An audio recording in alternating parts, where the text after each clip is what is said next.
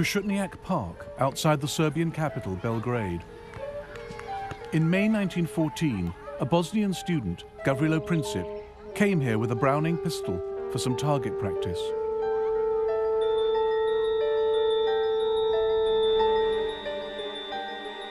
Princip was 19 years old.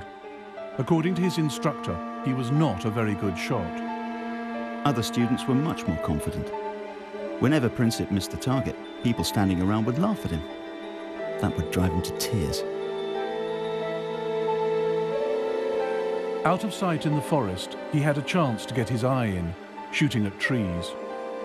His ultimate goal was far more ambitious.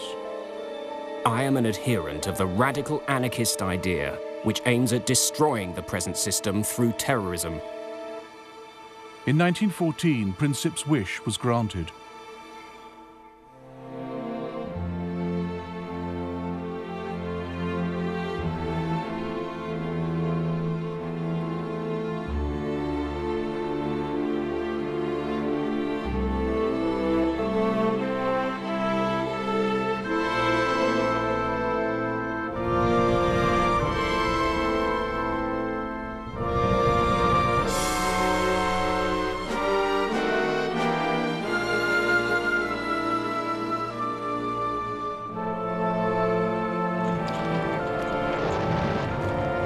The First World War began almost by accident. It ended just as strangely. In between, it was more destructive than any war had ever been. More British, French and Italian soldiers died in the First World War than died in the Second.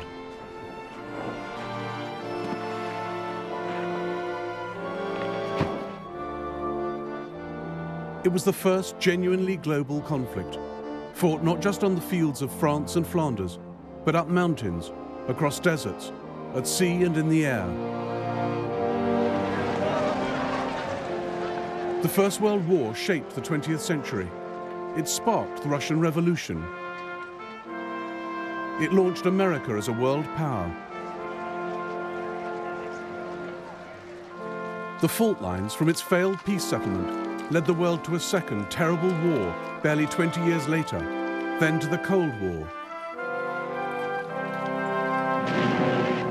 But the ideas the men of 1914 fought for still shape our world today. Nationalism and democracy, the rule of international law and the rights of nations. Now, after the collapse of communism, the European map resembles the one redrawn by the First World War. We live with its unresolved, bitter consequences in the Middle East and the Balkans. And it was in the Balkans that it all began, nearly 100 years ago.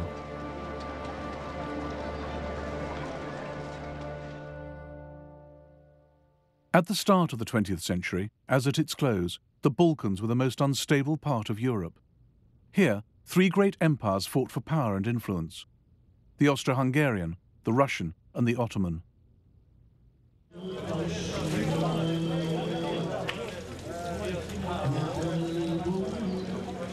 For hundreds of years, the Ottoman Turks had the upper hand. Serbia, Bosnia, Albania were under their control.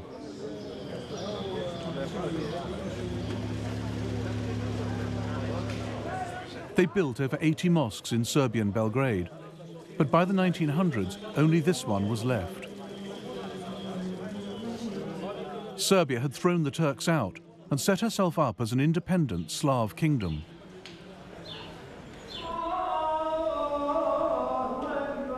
But right on Serbia's border was an even greater challenge to Slav nationalism: the Austro-Hungarian Empire. The old Turks of the south have gone, but new enemies come from the north, more fearsome and dangerous than the old. They want to take our freedom and our language from us and crush us.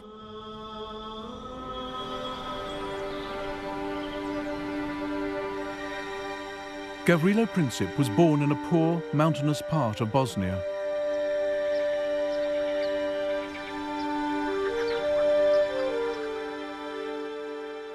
His house was destroyed in the Balkan Wars of the 1990s.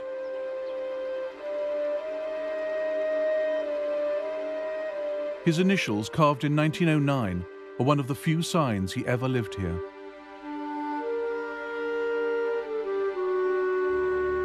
The year before, control of Bosnia had been wrested from the Turks by the Austro-Hungarians, the enemy Princip wanted to destroy.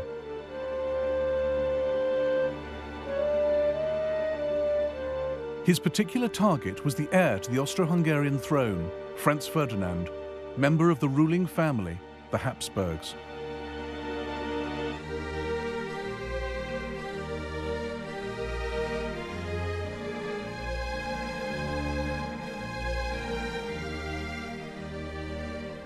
That extraordinary empire, known as the Austrian-Hungarian dual monarchy, is less an empire, or a kingdom, or a state, than the personal property of the Habsburgs, whose hereditary talent for the acquisition of land is recorded on the map of Europe today.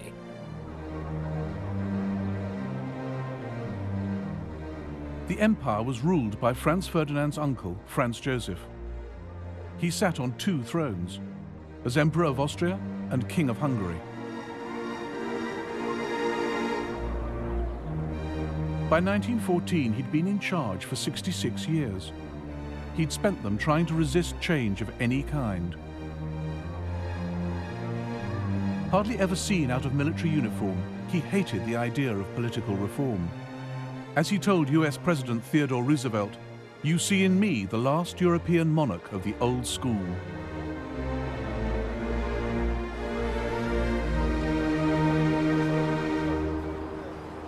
Austria-Hungary was a key part of European security, a multinational empire keeping the peace on the borders of the West. The capital, Vienna, was one of the great cosmopolitan centers of Europe. This was the empire that produced Freud and Mahler, Schiller, Kafka and Strauss. It contained at least 10 different nationalities, not just Austrians and Hungarians, but Czechs, Slovaks, Poles, Romanians, Italians, Croats and Bosnians. A guide was prepared by the British Foreign Office to help work out who was who. Teutons, anti-Slav, vigorous and very wooden and hard-headed, shy and suspicious, manly and close-fisted. patriotic. Very tall, big noses. Slovaks, ignorant but artistic. Ruthenes, savage and ignorant, but Czechs, musical. energetic, forceful, intensely... But it was also an empire in a state of constant crisis. Poles, all for Polish independence. Bosnian Serbs, pro-Yugoslav. Italians, anti-Austrian. In all the empire, only the Hungarians and Austrians had any real power, and the Hungarians refused to share it with the rest.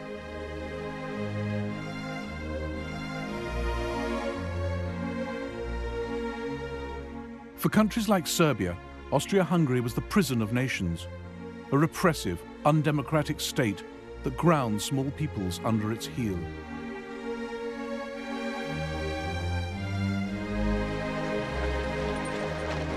In 1905, there were nationalist demonstrations in Vienna.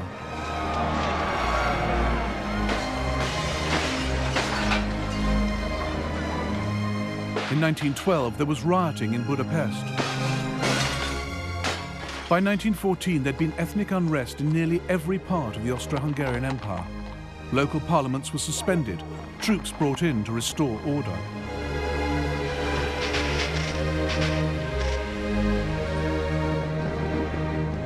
Austria-Hungary's domestic problems gave opportunities to her enemies.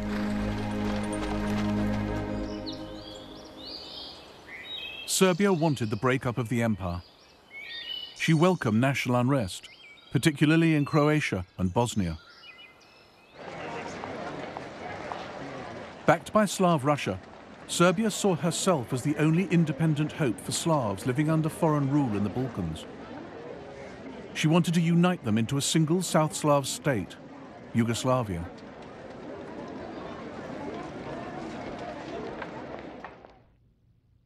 Dragutin Dimitrievich was an officer in the Serbian army. He opposed any kind of friendship with Austria.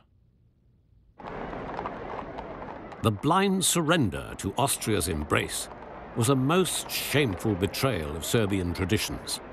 I realized that Serbia must in full measure become the leader, not only of Serbs, but of Yugoslavia. Dimitrievich believed killing kings could bring political change. It had worked for him in the past.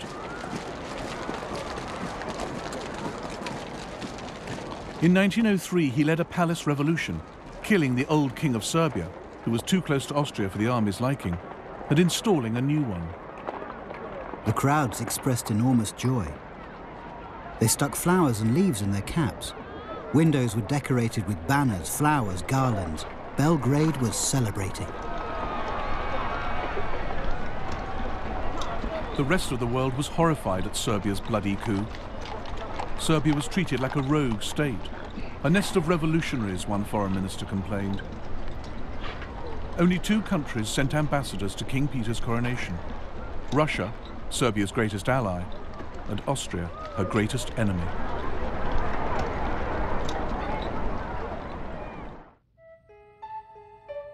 Dimitrievich was also one of the founding members of the Black Hand, a secret military society that used terrorism and assassination to try and establish Yugoslavia.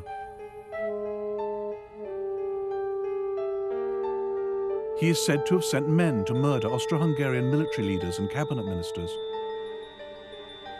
He allegedly tried to kill Emperor Franz Joseph. One saw him nowhere, yet one knew that he was doing everything.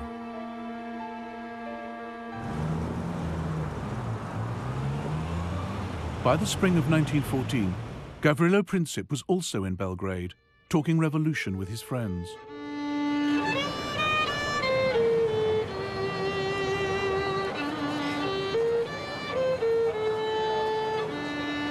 Then the young Bosnians heard that Archduke Franz Ferdinand would visit Sarajevo in June. Here was their chance to match deeds to words. Luckily for them, their plans reached the ears of Dimitrievich and the Black Hand.